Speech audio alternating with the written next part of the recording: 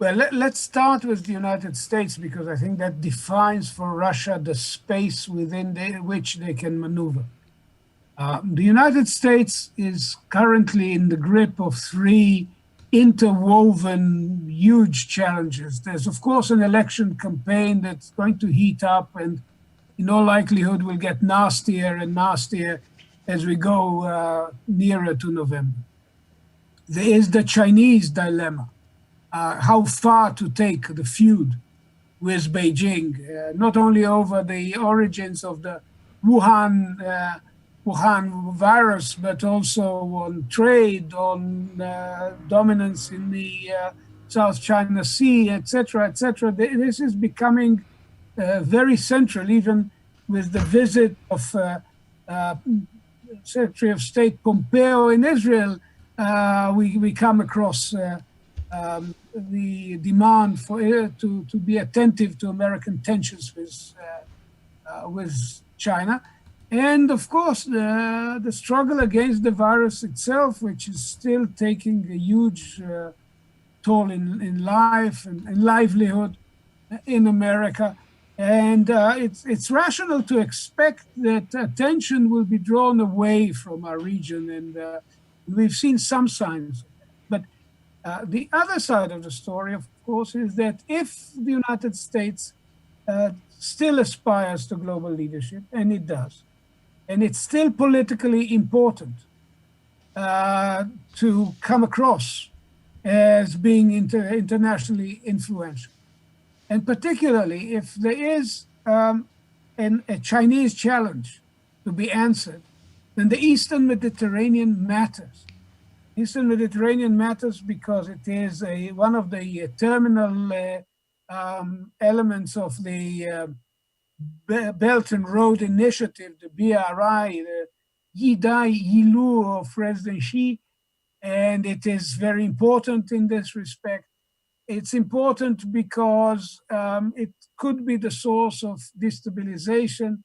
And it is also important because for the United States, and particularly for the Trump administration, Israel is an important player also in terms of its domestic impact. So all of this means that the United States is not going away, and in certain aspects, whether it is the confrontation with Iran or pushing forward with the Trump plan in the Israeli-Palestinian context, paying attention to the need for stability in Egypt, and increased attention to the challenges that Turkey is posing in Libya and in the question of Cyprus, obviously. In all of these respects, the United States is not going away. But it is facing the difficulty of translating its historical role into the new tools of managing new kinds of conflict in the region. And above all, the question of whether or not the ambitions of Turkey can be contained, because we are in the midst of a major challenge with Europe. Of all, European military action sounds almost like an oxymoron. But European operations under Irini, etc., all of these are linked to the bid by Erdogan, perhaps because he had come face to face with serious domestic trouble in the summer of 2019. He has escalated in Syria. He has pushed forward in the situation. Again, he's rumbling about nuclear weapons to some extent, and he certainly turned the civil war in Libya into a proxy war of the first order. And in the middle of all of this, will America make up its mind that whether or not they like Khalifa Haftar, and I can see why some people would not be enamored with this man, nevertheless, it has to act so as to check, to contain, to push back against Erdogan's adventurism. Because if they do not, they would leave ample space for Russia to use the present situation, to use the crisis, the absence of sufficient American attention to stabilize their own position in the Eastern Mediterranean. Um, this is not everything that the Russians do is necessarily bad or dangerous. They are, I would say, from my perspective, on the right side on the Libyan divide. But having said so, I would prefer to see the United States acting in concert with Western Europe, making, laying down the rules, bringing about stabilization in the Eastern Mediterranean rather than leaving this to Russia. So while all of us understand that the pandemic is uppermost in the minds and the agendas and the daily work of leaders in both Washington and the key European capitals, I think that there's enough in the Eastern Mediterranean to require their attention.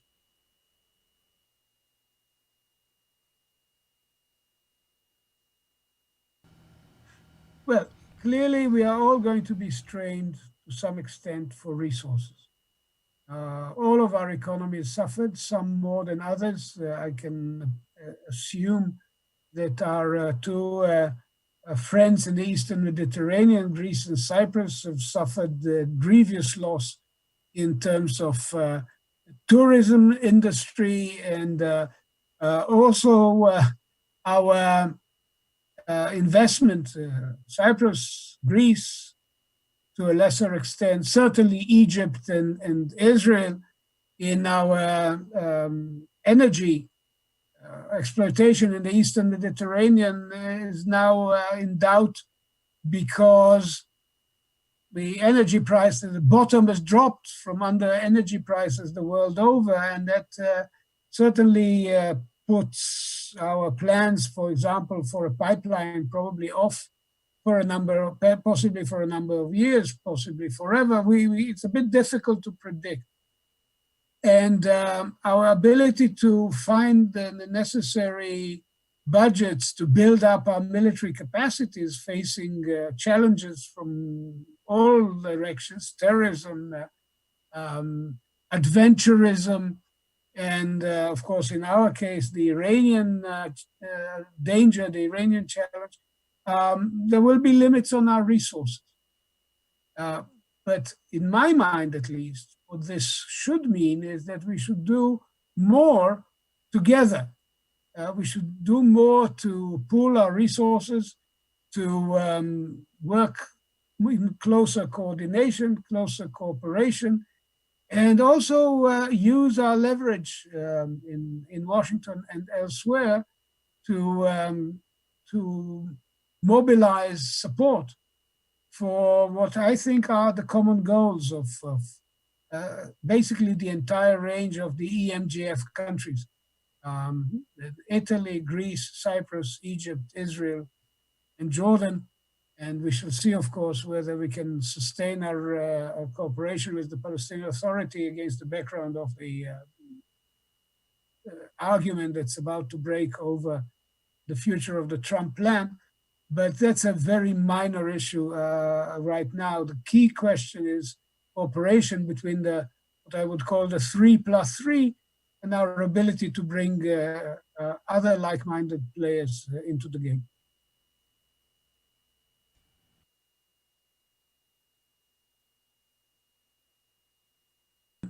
The fact that Iran has faltered badly, both economically and in terms of the direct management of the the COVID-19 crisis, may give us some hope that Islamist terrorism supported by the Iranians will suffer the loss of their capacity to sponsor such activities. We see this already in Iraq with the prime minister who's definitely no friend of Iran. We see this in Lebanon, where the people are rising against what Hezbollah has done to the country, both in terms of its international isolation and in terms of what happened to the economy. I hope the ceasefire in Yemen holds. It certainly limits the ability of Iran to pose a threat. So maybe we are going to see change in that front. Whether also Turkey's interest and ability to support Islamist elements in the Tripoli GNA government and so on in northern Syria will also be curtailed by the needs that the crisis has generated. I think we have to wait and see. We definitely have to make sure that the costs of such behavior remain high.